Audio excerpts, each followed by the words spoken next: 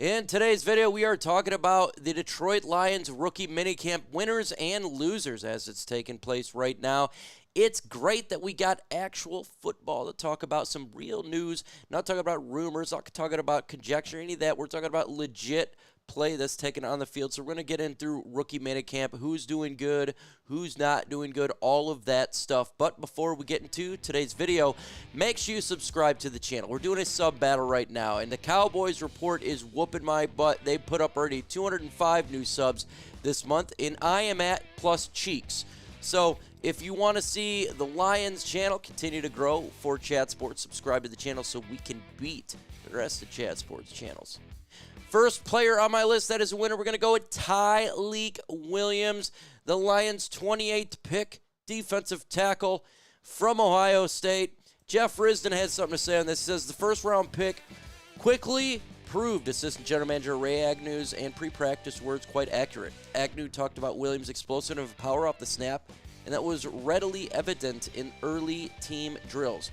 Didn't matter, we lined up across him, then backwards off the snap. Even at the run blocks, Williams left practice field as the stretching period started and he did not return.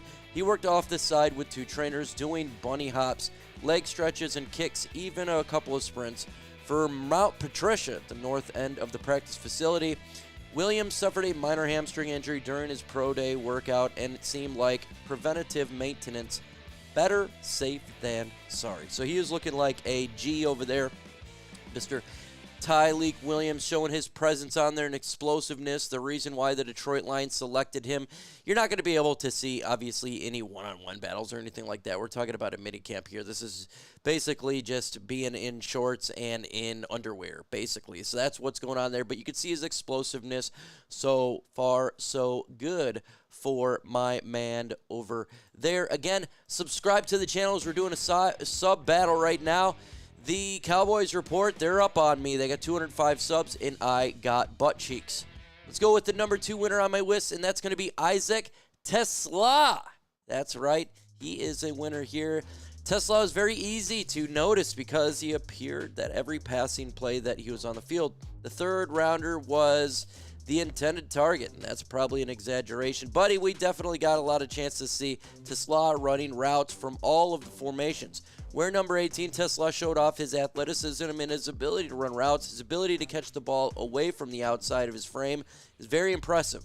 The Lions used veteran cornerback Duke Shelley, 6-year vet, on a tryout to get into his pads at the line of there, and is still learning the curve for TeSlaa, who played as a 6'4 slot receiver at Arkansas. He played a lot of outside in this minicamp. That's where he was a lot. But he showed his athleticism. He did drop a couple balls. Knocked down, wasn't perfect. But we're talking about rookies here, and we're talking about all coming together. Nothing, I mean, you're not going to get a great, huge idea. But with him showing his ability on the field, his ability to run the routes, separation, catching the footballs, it's a good sign that's what you want to see, right? You trade up for this guy, and he's so far done good in minicamp, and that's phenomenal for the Detroit Lions. It's phenomenal for us, and it's a good thing to see. Really good thing to see. It's yet to be seen what he does, especially when the veterans get on there. He's going to be pushed on the depth chart. He's going against scrubs right now, but he's a rookie. So he's doing good right now from what we're seeing. Perfectly fine. Next player on my list who is a winner is Ahmed Hassan. Yes, Hassan is a winner, and it is extremely noticeable him on the field. It was impossible not to notice Mr. 61. Playing defensive end, Hassan is a bundle of kinetic, expressive energy that includes between reps. Sixth rounder was talking loudly with teammates, coaches, no one in particular. When the offense and defense split fields, I stayed with the defense. This is Jeff Risdon. Longer look at Hassan. The best example of Hassan came when new defensive line coach Casey Rogers is leading the drill, involved in exploding out his 4-point stance, staying low while striking his pad. He strikes to the bag, sounded different, definite louder pop. His aggressiveness got the better of him once, though, with Rogers pulling the bag back. He bit on a 61 star. Hassan nearly face-planted, catching himself and slamming the pad. He immediately got back up in the stance, commended Rogers doing it. Second rep, Hassan had his typical explosive power and violence. Hassanin is exactly kind of what we expected, right? He has a lot of physical traits. He's explosive off the line. That's what we wanted to see. You're not going to be able to see him do really anything, right? You're going against pads here. You're not going against players. And he's a rookie. He made some interesting moves, explosiveness, but falling flat on his face. This is what records are going to do, but it showed his power on the field, and that's what I wanted to see from him, right? These guys are not going to be perfect. These guys are going to make tons of mistakes. All that type of stuff. That is going to happen. It's no big deal. But it's them getting better and showing what they can do on the field, and he has done that, and that's not bad at all. Next winner on my list, how about some we don't talk about, and I couldn't even find his image on here, and that's Ian Kennelly. Yes, right.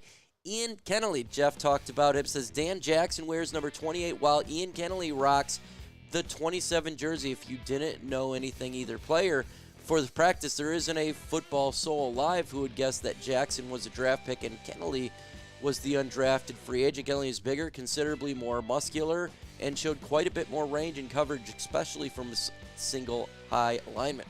That's not to knock Jackson, who is more of a downhill striker in short area coverage, typically safety. But Kennelly, though from Grand Valley State, is much more center fielder type safety. Albert B absolutely come up, throw his size around, but over the lack of film, Jackson's skills aren't expected to shine as much as an unpadded practice reserve safety position behind starters Kerby Joseph, Brian Branch, and appears wide open where minicamp begins. Don't overlook Kennelly. He's earned some pre-practice praise from Ray Agnew. Name a minicamp winner in the comments right now. Give it your winner in the comments. I'm curious to see what you think. Hey, look, I don't expect a lot from these undrafted free agent rookies, but when you're getting noticed and you're showing size and speed right now against your other competition and Dan Jackson, that's a win on my list. Standing out, getting it done is a good thing for him going forward. Generally speaking, there's always one undrafted rookie that makes the team. Now, my prediction is none makes the team, but he has a chance to make it. Just got to keep fighting, right? Just keep grinding. This squad does do the best 53. Last winner on my list, and we'll get into losers here, is Tate Rattlage. Love Tate Rattlage, and he's a winner on my list. He was practicing all over the line at center as well, but this man is a living, walking man meme. He is. Picks number 69. The guy's got the mullet. He looks like a movie you've seen from Panda Express, a guy from there, comedian, but he's a hard worker, and he's doing phenomenal work. Give him what he's doing there, because he's playing a lot of center. His snapping seemed to be fine. Admittedly, though, he focused on how Rattlage came out of his stance. Rattlage is every bit of 6'6", proved to be high in his run game. Again, first day of new job, but something to keep an eye on is his size. They're in coming out of stance, everything like that. But remember, this is rookie minicamp, and they're talking about how they wanted to put these guys in multiple positions. I love this guy. I think he's going to be a fan favorite relatively quick, just because of his personality trait. We just need him to hold a beer while he's doing this. If he can hold a beer while doing it and smoking a cigarette, I think he's full-on meme-worthy, being one of the best Detroit Lions that we got here. In regards to personality, I think he's going to be loved here in Detroit. But not everything is always good, right? Not everything is going to be great. There's going to be some losers here, and competitive drills is one of those things. You're not going to get a full grasp of what these players are going to do because there's a lack of competitive drills. There's a lack of pads. I mean, these guys are in shorts. They're in pajamas, like Dan Campbell says. So you're not going to be able to get a full-on glimpse of what's going on, right, for this team and for these rookies right now. That's just not going to be the case. And so while it's losers here, it's not big losers. You're talking about stuff that they're out of our control, and that is one of those things that's out of the control here. Who is your biggest loser in rookie minicamp? Name your biggest loser in the comments right now. Can't wait to see it. when you have rookie minicamp, you're not going to have great leadership there because the veterans and everybody is not there. This is rookies. These are young bucks. So there's non-leaders there, so you're not going to get anything in regards to really leadership. Hassan, he was loud. He showed that he's got a loud voice, and I think that he is definitely going to be a leader on this football team, but he's a rookie, and we got to wait for a lot of these veterans to come in here to set it straight. That's just normal. Can't do it. And I'm going to go with my last one. Is a legit one here as a player is Dan Jackson. I think he is a loser. Not because he didn't play well. It's because he got outshined by the undrafted rookie.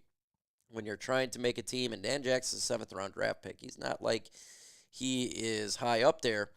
Every opportunity, you're going to have to come out there and show what he can do. Now, what's really good about Dan Jackson and why he's going to make the team, I think, over undrafted, is because he's really good on special teams. That is something that he is very familiar with, and it's going to help the Lions out, right? That's pretty much why we drafted Dan Jackson, is a developmental player, but somebody who can immediately play on special teams and help the starting unit out on that side of the football.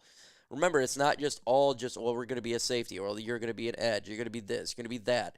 We got to do by now on special teams. And I think, too, with more bigger bodies that the Lions got, the offensive line, that can help out special teams now with the last year's new kickoff rule. But he'll be on there in special teams, and I'm perfectly fine with that. What do you think about my list there? Name a rookie who you think is a loser, or just a loser in general. Doesn't even have to be a player. Again, this is rookie minicamp.